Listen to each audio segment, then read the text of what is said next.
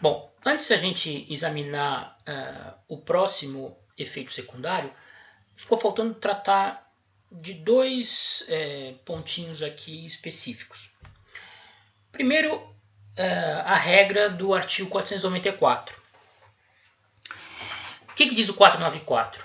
Se a coisa for expedida para lugar diverso por ordem do comprador, por sua conta correrão os riscos uma vez entregue a quem haja de transportá-la, salvo se das instruções dele se afastar o vendedor. É muito comum, em algumas situações, o comprador determinar que, solicitar ao vendedor que entregue a coisa a um terceiro que se encarregará de transportá-la até a residência ou estabelecimento, no caso de uma compra e venda mercantil, do comprador. Bom, nesses casos, uma vez entregue a coisa a quem a pessoa incumbida do transporte, o vendedor se exonera de qualquer responsabilidade pelos riscos que porventura advierem. Então, se acontecer algum acidente, algum infortúnio no transporte, quem vai arcar vai ser o comprador. O vendedor se exonera de responsabilidade. O vendedor só responderá nesse caso, quando a coisa tiver de ser expedida para lugar diverso, se ele se desviar das instruções que forem passadas pelo comprador. Por exemplo, o comprador determinou que o vendedor entregasse a coisa na transportadora X. Ele não fez isso. Ele entregou a coisa na transportadora Y. Ou, ao invés disso, ele próprio providenciou o transporte e entregou diretamente, para fazer a entrega diretamente no estabelecimento do comprador. Né? Se o vendedor se desvia das orientações, aí ele arca com os prejuízos de eventual infortúnio ocorrido com o bem ou produto vendido durante o trajeto. Tá certo? E uma observaçãozinha que é fundamental. Nós não podemos nunca esquecer que a compra e venda trata-se de um negócio, é um negócio patrimonial que envolve bens, interesses disponíveis. Ou seja, num contrato puramente paritário, nada impede que as partes se ajustem de outra forma. Por exemplo, nada impede que se insira lá uma cláusula no contrato em que o vendedor assuma o risco por qualquer infortúnio ocorrido até a efetiva entrega do bem no estabelecimento do fornecedor. Pode haver alguma cláusula, que não vai ser evidentemente comum, em que fique ajustado que o comprador assume o risco de eventual infortúnio, mesmo a coisa não tendo ainda lhe sido entregue. Né? Riscos anteriores à própria entrega da coisa sejam assumidos pelo comprador. Isso tudo é possível num contrato paritário, porque trata-se de um contrato que envolve direitos patrimoniais de natureza indisponível e que, por isso, as partes têm total liberdade para fazer as adaptações que entenderem mais necessárias à adequação do negócio que elas vão celebrar. Já num contrato celebrado em meio a uma relação de consumo, a coisa muda um pouquinho de figura. Né?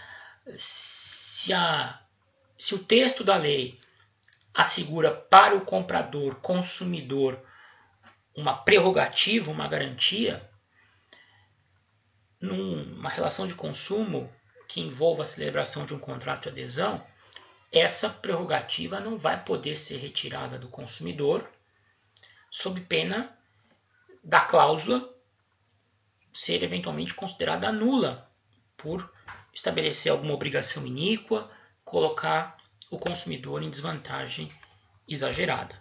Tá certo? Anotem isso. Importante. Muito bem, então vamos agora para o segundo efeito secundário produzido pela compra e venda. Vamos lá. Questão da repartição de despesas. Vamos agora tratar do artigo 490 do Código Civil. O que diz o 490? Salvo cláusula em contrário, ficarão as despesas de escritura a cargo do comprador e a cargo do vendedor as de tradição. Bom, essa é uma regra clássica da compra e venda. Em princípio, toda e qualquer despesa necessária à realização da entrega da coisa para o comprador correrá por conta do vendedor. É o vendedor que deve providenciar o necessário e arcar com os custos disso para consumar a tradição da coisa em favor do comprador. O comprador, por sua vez, fica com todas as despesas relacionadas à lavratura de escritura. Vejam, a formalização de compra e venda através de instrumento público de escritura pública, na maior parte dos casos, na grande maioria dos casos, vai ocorrer muito raramente. Porque vocês viram, o contrato de compra e venda é um contrato não solene, informal, que não exige como regra, como condição de validade, a celebração por meio de instrumento público. Então, quando não é condição de validade a celebração de instrumento público, as partes resolvem firmá-lo se desejarem. Se as partes desejarem isso, em princípio quem vai arcar com as despesas, porque isso gera custo, gera contratação do tabelião, será o comprador. Nas compras e vendas de imóveis, a escritura pública constitui uma formalidade obrigatória, constitui condição de validade do próprio negócio. Aí as partes não têm escolha, elas vão ter obrigatoriamente que celebrar o contrato de compra e venda através de escritura pública. O comprador, em princípio, é quem vai arcar com as despesas de celebração, de constituição desse instrumento público. É o comprador que vai arcar com os chamados emolumentos devidos ao cartório de notas, a remuneração do tabelião pela prática do ato. Tá certo?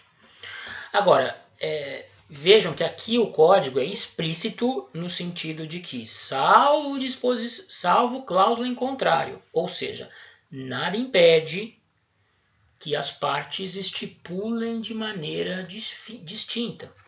Nada impede que o comprador, por exemplo, assuma as despesas da tradição. Nada impede que o vendedor, por sua vez, também assuma as despesas com a escritura. Tudo vai ficar aí a critério das partes. Num contrato celebrado em meio a uma relação de consumo, nós temos que ver se uma eventual mudança dessa regra geral do 490 vai causar alguma espécie de iniquidade, de obrigação excessivamente onerosa para o consumidor.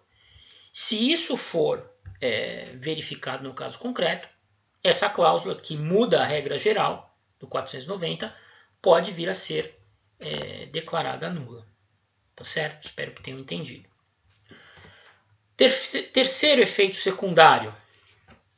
Direito de retenção da coisa ou do preço.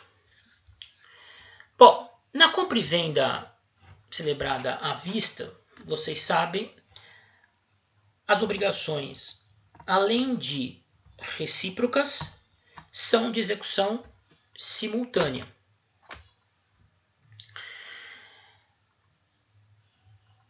Apesar disso, o comprador, na maior parte das vezes, é obrigado a dar o primeiro passo.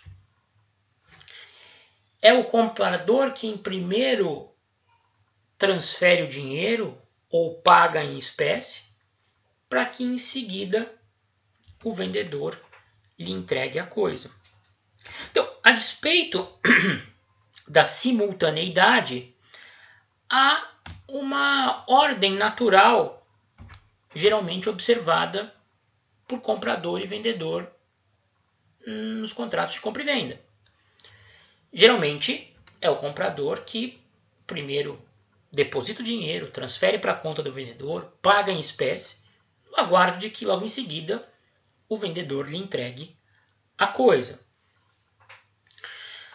Antes do comprador transferir o dinheiro, pagá-lo em espécie, depositá-lo na conta do vendedor, o vendedor tem o direito de não lhe entregar o bem. Por exemplo, se eu for a uma loja do shopping, comprar um relógio, escolho, vou ao caixa para fazer o pagamento. Compra e venda à vista, obrigações simultâneas. Enquanto não passar o cartão, a loja não tem a obrigação de me entregar o relógio. Então, notem, o vendedor tem direito a reter o preço consigo, reter a coisa consigo, enquanto o comprador não lhe disponibiliza o preço. Vejam o que diz o artigo 491. Não sendo a venda a crédito, ou seja, sendo a venda à vista, o vendedor não é obrigado a entregar a coisa antes de receber o preço. Tá certo? Ele tem o direito de reter a coisa consigo até que o preço lhe seja disponibilizado. Essa regra pode ser afastada por vontade das partes no contrato paritário? Perfeitamente. Numa relação de consumo? Também perfeitamente, porque a entrega antecipada da coisa somente vai beneficiar o consumidor, não vai lhe trazer nenhuma espécie de prejuízo. Se o contrato nada dispuser a respeito, aplica-se a regra geral 491, não sendo venda a crédito, o vendedor não é obrigado a entregar a coisa antes de receber o preço. Tá certo? Nós já vamos ver o outro lado da moeda no vídeo seguinte.